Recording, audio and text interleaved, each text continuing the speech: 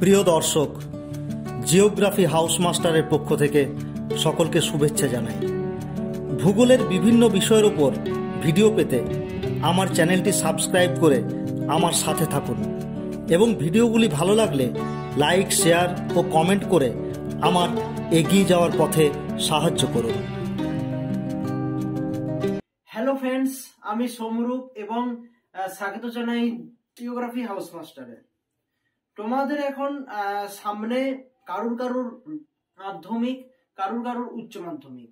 তো তোমরা এখন সলভ করছো হচ্ছে তোমার কোশ্চেন ব্যাংক বা টেস্ট পেপারস।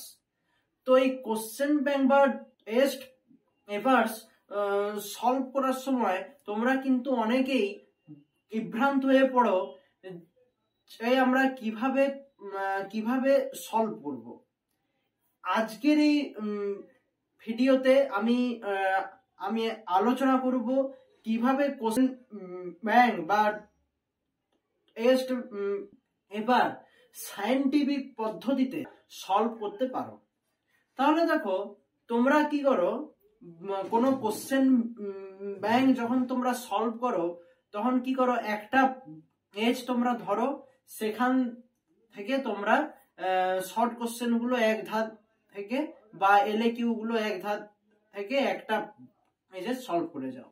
কিন্তু এইটা কিন্তু মারাত্মক একটি ভুল পদ্ধতি। তোমরা যখন কোশ্চেন ব্যাংক সলভ করবে সবসময় অধ্যায় ভিত্তিক সলভ করবে। এর বেনিফিট হচ্ছে, তোমরা একটা সিঙ্গেল অধ্যায় থেকে যদি পেপার ওয়াইজ একটা সেট সলভ করতে থাকো, ধরো সেট ওয়ানে ফার্স্ট চ্যাপ্টারের যতগুলো কোশ্চেন আছে ততগুলো তুমি সলভ করলে, আরো সেকেন্ড সেটের ফার্স্ট চ্যাপ্টার থেকে যতগুলো কোশ্চেন আছে ততগুলো তুমি সলভ করলে। এভাবে যদি তোমরা চ্যাপ্টার অনুযায়ী সলভ করো তাহলে কি হবে, তোমাদের কিন্তু আরো বেশি জিনিসটা মনে থাকবে। ব্যাপারটা একটু খুলে বলি।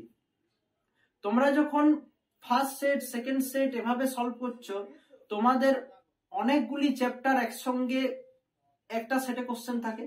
তাহলে একটা সেটে যখন তোমরা সেট ধরে ধরে করছো তখন তোমাকে অনেকগুলি চ্যাপ্টার একসঙ্গে মাথার মধ্যে অ্যানালিসিস করতে হচ্ছে বা একসঙ্গে মাথার মধ্যে আনতে হচ্ছে সেই কোশ্চেনের অ্যান্সার কি হবে। কিন্তু তোমরা যদি অধ্যায় অনুযায়ী সলভ করো তাহলে কি হবে, তোমরা সেই পার্টিকুলার অধ্যায়ে সেই সময় কনসেন্ট্রেট হতে পারবে, এক নাম্বার। দু নাম্বার হচ্ছে, সেই সিঙ্গেল অধ্যায় থেকে যতগুলো কোশ্চেন হতে পারে, যত রকম ভাবে কোশ্চেন হতে পারে, সেগুলো তোমার কাছে একদম ক্লিয়ার হয়ে যাবে। তাই আমি বলছি, সেট ধরে ধরে না করে তোমরা অধ্যায় অনুযায়ী সলভ করবে। আমি আরেকবার বলছি, ধরো ফার্স্ট সেটে ফার্স্ট চ্যাপ্টার থেকে যতগুলো কোশ্চেন আছে ততগুলো আগে সলভ করবে, সেকেন্ড সেটে ফার্স্ট চ্যাপ্টার থেকে যতগুলো আছে সেগুলো ততগুলো সলভ করবে, ফার্স্ট চ্যাপ্টার হয়ে গেলে তোমরা সেকেন্ড চ্যাপ্টার সলভ করবে। এভাবে করলে তোমাদের কিন্তু মাথার মধ্যে আরো বেশি করে ভালোভাবে পড়াটা মনে থাকবে এবং তোমরা কোশ্চেন গুলো ভালো করে অ্যানালিসিস করতে পারবে। তাহলে আজকের এই ভিডিওতে আমি আলোচনা করলাম কিভাবে কোশ্চেন ব্যাংক বা টেস্ট এবার সলভ করতে হয় এবং সেই সলভ করার বিজ্ঞানসম্মত পদ্ধতি। তাহলে আজকের ভিডিও আমি এখানেই শেষ করছি। নমস্কার।